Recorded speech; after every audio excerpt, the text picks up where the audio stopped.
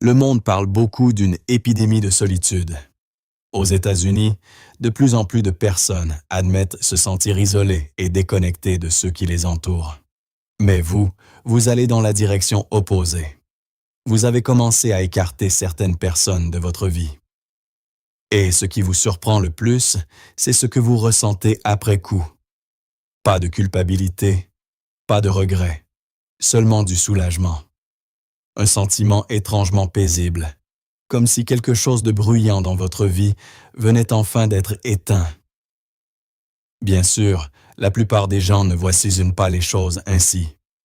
Ils vous disent froid. Ils disent que vous n'avez pas de cœur. Certains pensent même que vous gâchez vos propres relations. Mais et si la vérité était tout autre? Et si se déconnecter de certaines personnes était en réalité un mécanisme de survie du cerveau? Peut-être ne fuyez-vous pas du tout. Peut-être commencez-vous simplement à voir les choses plus clairement qu'avant. Alors, que se passe-t-il réellement dans votre esprit? Tout d'abord, clarifions une chose. Vous ne vous êtes pas réveillé un matin en décidant soudainement de tourner le dos à quelques personnes. Vous vous êtes réveillé après de nombreuses années. C'est vous qui décrochiez le téléphone à 3 heures du matin. Vous étiez cette personne qui restait assise pendant des heures à écouter les drames de tout le monde. Vous les écoutiez pleurer leur ex, se plaindre du travail et déverser leur colère sur toutes les injustices de leur vie. Vous avez absorbé toute cette énergie négative. Vous essayez toujours de donner des conseils. Vous essayez toujours de les aider à s'en sortir. Vous étiez là pour tout le monde. Mais un jour, alors que votre propre vie était dans une impasse, que c'était vous qui aviez besoin d'une épaule, que vous étiez à bout de force, vous avez regardé autour de vous et réalisé qu'il n'y avait personne. Les psychologues ont d'ailleurs un nom pour cela. Ils appellent ça la fatigue de compassion. Au départ, le terme était utilisé pour décrire l'épuisement professionnel ressenti par les soignants et les thérapeutes. Un état où le fait d'être constamment dans l'empathie et de gérer sans cesse la douleur et les problèmes d'autrui laisse la personne totalement vidée émotionnellement. Votre réservoir d'énergie ne s'est pas vidé tout seul. Il a été drainé par des centaines, voire des milliers de moments où vous avez fait passer les autres avant vous. Après des années à donner sans condition, votre système s'est finalement arrêté. Et certaines personnes, comme vous, commencent à choisir de prendre du recul. Non pas parce que vous les détestez, mais parce que vous avez besoin de vous sauver vous-même. Vous avez besoin de restaurer le peu d'énergie psychologique qu'il vous reste. Mais l'histoire ne s'arrête pas à l'épuisement. Pourquoi le sentiment d'être abandonné ou utilisé vous fait-il réagir si fortement que vous avez envie de couper les ponts pour toujours? C'est là que nous devons regarder de plus près comment fonctionne votre système nerveux. Il essaie de vous protéger. Repensez au moment où vous étiez dans une relation qui vous laissait constamment épuisé. Vous continuiez d'écouter, de donner, d'essayer de maintenir une certaine stabilité. Mais après chaque conversation, vous aviez l'impression qu'une partie de votre énergie s'était envolée. Au bout d'un certain temps, vous étiez si fatigué que le simple fait de voir le nom de cette personne s'afficher sur votre téléphone vous faisait soupirer. Ce n'est pas seulement un problème émotionnel, c'est directement lié au fonctionnement de notre système nerveux. Selon de nombreuses études sur la régulation du système nerveux, notre cerveau scrute constamment l'environnement pour répondre à une question très simple. Cet endroit est-il sûr ou non? Le docteur Stephen Porges, qui a développé la théorie polyvagale, suggère que le système nerveux humain possède plusieurs modes de fonctionnement différents. Lorsque l'environnement semble sûr, nous nous lions naturellement aux autres, nous discutons et nous nous ouvrons. Mais lorsque le cerveau reçoit continuellement des signaux de stress, de déception ou d'exploitation, le système nerveux peut basculer dans un état de protection. Dans cet état, le corps commence à faire quelque chose de très simple. Il réduit les interactions et se replie sur lui-même pour économiser de l'énergie. En termes plus simples, votre système nerveux essaie peut-être de dire « Nous avons dépensé trop d'énergie ici. Il est peut-être temps de prendre du recul. » Ainsi, parfois, lorsque vous vous éloignez de certaines personnes, ce n'est pas une décision impulsive. Il se peut qu'en réalité, ce soit votre système nerveux qui tente de protéger une ressource très importante, votre énergie émotionnelle. Mais cela amène à une autre question. Pourquoi votre système nerveux est-il plus sensible à ces signaux que celui des autres? Nous devons remonter le temps, revenir là où tout a commencé, aux racines de votre enfance. Pour de nombreuses personnes qui ont tendance à préférer le silence et le retrait, la façon dont elles gèrent leurs relations a en fait été programmée dès leur plus jeune âge. Un enfant qui n'a pas grandi entouré de câlins ou d'un profond sentiment de sécurité. Cet enfant a grandi dans un environnement où les conflits étaient permanents. Des portes qui claquent lors de disputes, des silences pesants, un foyer où l'atmosphère était toujours tendue, où les émotions des adultes occupaient tout l'espace, tandis que les sentiments de l'enfant étaient relégués dans un coin, ignorés ou traités comme un fardeau. Si vous étiez cet enfant, que pouviez-vous faire pour survivre? Vous ne pouviez pas vous battre. Vous étiez trop petit. Alors vous avez appris à vous adapter. Les enfants qui grandissent dans de tels environnements développent souvent une compétence de survie inattendue, la capacité à décoder l'atmosphère ambiante. Vous avez appris à remarquer les moindres changements dans l'expression du visage d'un adulte. Vous pouviez dire quel bruit de pas signifiait que quelqu'un était sur le point d'exploser de colère. Vous avez appris à vous faire tout petit, à rester silencieux pour ne pas déclencher plus de chaos. Vous avez grandi trop vite. Vous êtes devenu mature trop tôt. La psychologie a d'ailleurs une explication claire à ce sujet. Selon la théorie de l'attachement développée par les psychologues pionniers John Bowlby et Mary Ainsworth, nos premières expériences de lien avec les personnes qui s'occupent de nous créent une sorte de modèle qui façonne fortement la manière dont nous construisons nos relations plus tard dans la vie. Lorsqu'un enfant grandit dans un environnement instable où sa voix est constamment mise de côté pour laisser place aux émotions imprévisibles des adultes, il apprend peu à peu que la sécurité est un luxe rare.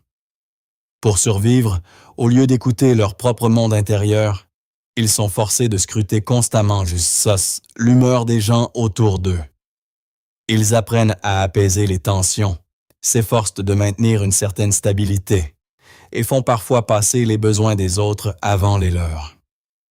Mais avec le temps, ce type d'adaptation peut créer un cercle vicieux complexe. Un désir profond de connexion avec les autres, mêlé à une peur d'être blessé ou émotionnellement épuisé. C'est pourquoi, à l'âge adulte, beaucoup de personnes ont tendance à donner énormément dans leurs relations. Mais à un moment donné, lorsqu'elles se rendent compte qu'elles s'épuisent, leur instinct de protection prend le dessus et elles commencent à prendre leur distance. Mais ne vous y trompez pas, vous n'êtes pas fou et vous n'agissez pas de manière irrationnelle. Votre capacité à prendre du recul s'accompagne d'un don, une sorte de compétence que vous avez affinée au fil des ans. La capacité à reconnaître les schémas comportementaux des gens. La plupart des gens ne s'éloignent pas d'une relation après une seule déception. Mais parfois, au bout d'un certain temps, vous commencez à remarquer que ce qui se passe n'est pas le fruit du hasard. C'est un schéma. Vous réalisez peut-être qu'une personne ne vous contacte que lorsqu'elle a besoin de quelque chose. Au début, vous pensez que c'est une simple coïncidence. Puis cela se reproduit le mois suivant, et le mois d'après, encore la même chose. Ou bien, il y a quelqu'un qui vous couvre de louanges, mais chaque compliment s'accompagne d'une demande, d'un service, d'une sorte d'obligation que vous finissez par porter. Ou quelqu'un entre dans votre vie avec une attention intense, des messages constants, de grandes promesses, puis disparaît soudainement, vous laissant vous demander ce qui vient de se passer. Lorsque ce genre de comportement se répète inlassablement, vous commencez à avoir l'impression d'avoir déjà vécu cette histoire. Et ce sentiment n'est pas seulement de l'intuition. En psychologie et en neurosciences, les chercheurs suggèrent que le cerveau humain fonctionne comme un système de prédiction. Il enregistre constamment les schémas de comportement du passé afin de prédire ce qui pourrait arriver ensuite. Certaines études montrent que les personnes ayant vécu un stress émotionnel tôt dans leur vie développent souvent un système d'alerte sociale plus affûté. Les ondes du cerveau, liées à la détection des signaux de danger et à la lecture des indices émotionnels d'autrui, ont tendance à réagir plus rapidement. Qu'est-ce que cela signifie? Cela signifie qu'après des années d'observation, d'expérience et parfois de déception, votre cerveau a accumulé une quantité massive de données sur le comportement des gens. Ainsi, lorsque vous voyez les mêmes schémas se répéter, des excuses qui ne sont jamais suivies d'un changement réel, des relations qui n'existent que lorsque c'est vous qui donnez, des cycles d'attention suivis de disparition, votre cerveau commence à prédire que si l'histoire continue, l'issue ne sera probablement pas différente de la précédente. Et parfois, le moment où vous reconnaissez ce schéma est celui où vous décidez de briser le cycle. Non pas parce que vous êtes froid, mais parce que vous avez appris à écouter ce que vos propres expériences tentent de vous dire. À ce stade, les voix autour de vous recommencent à s'élever. La société commence à juger. On vous dit « Tu construis des murs, tu t'enfermes, tu es trop extrême ». Mais ils commettent une grave erreur en confondant deux choses totalement différentes, les limites et les murs. Regardez votre vie en ce moment. Peut-être avez-vous cessé de parler à 5 personnes, peut-être 10, des personnes qui autrefois pompaient votre énergie. Vous ne participez plus à des rassemblements sociaux dénués de sens. Mais vous gardez toujours 1 ou 2 personnes dans votre vie. Des personnes avec qui vous pouvez rester assis en silence sans vous sentir mal à l'aise. Des personnes que vous pouvez appeler pour pleurer sans être jugé. Des relations véritablement saines et équilibrées. Vous n'êtes donc pas du tout brisé.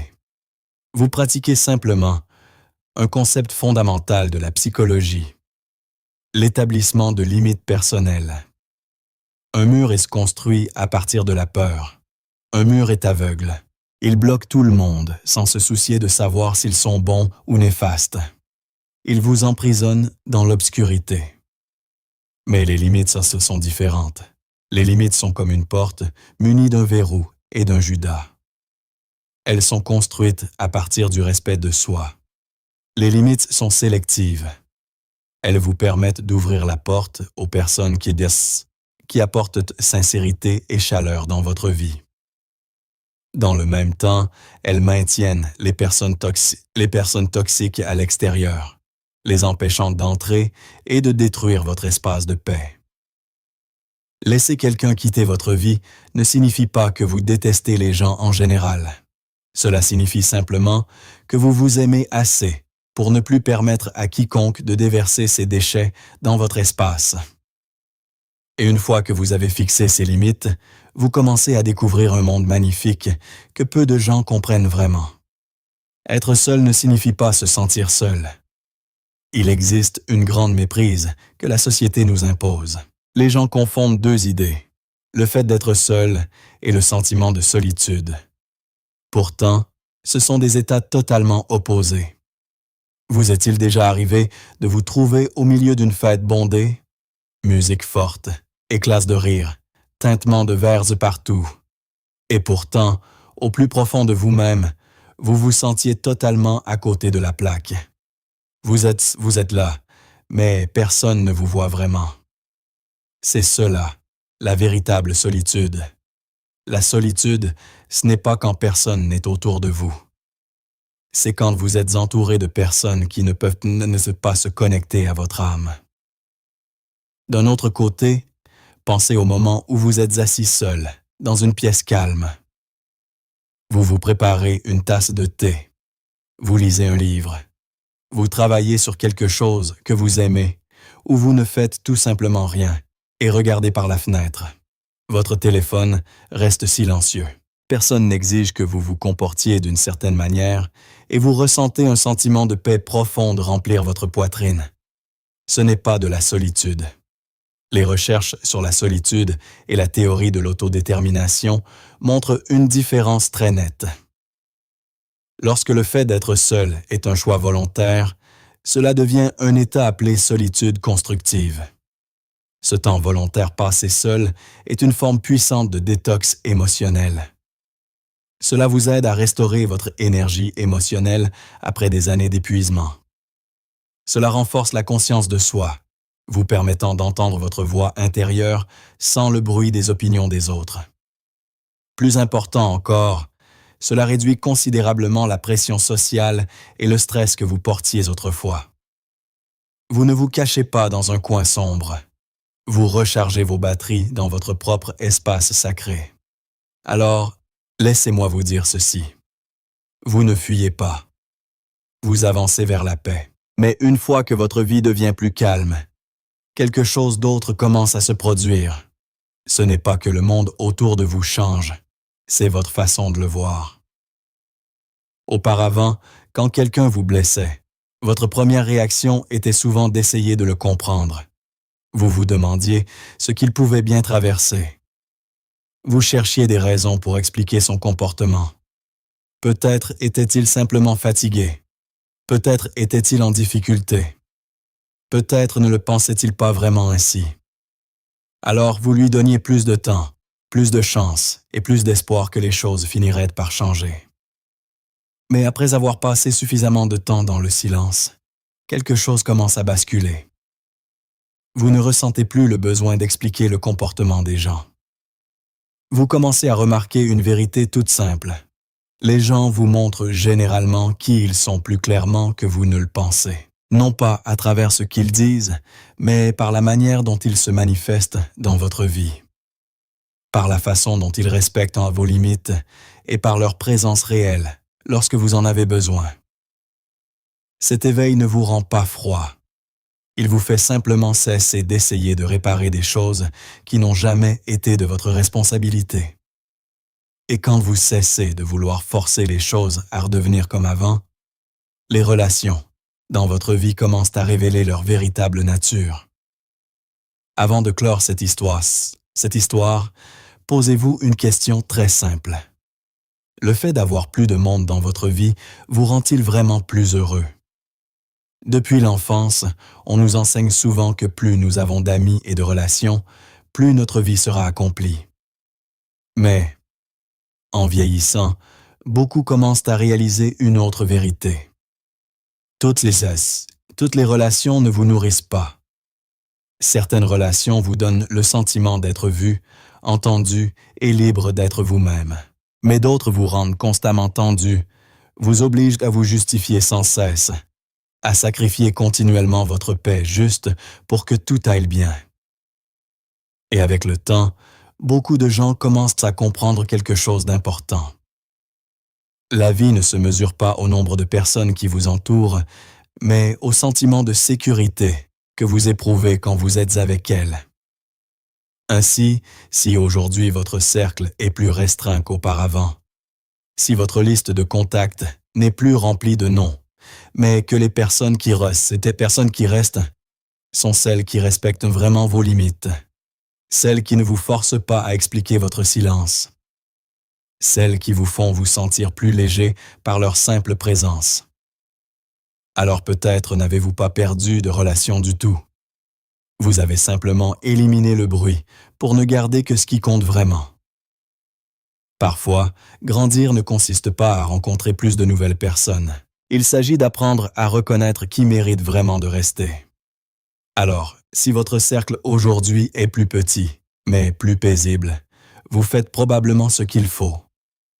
Continuez à protéger votre paix. Si vous appréciez des analyses réfléchies et profondes comme celle-ci, n'hésitez pas à vous abonner à la chaîne et à partager la vidéo pour la soutenir. Votre soutien est ma plus grande motivation pour continuer à explorer les mystères profonds de l'esprit humain.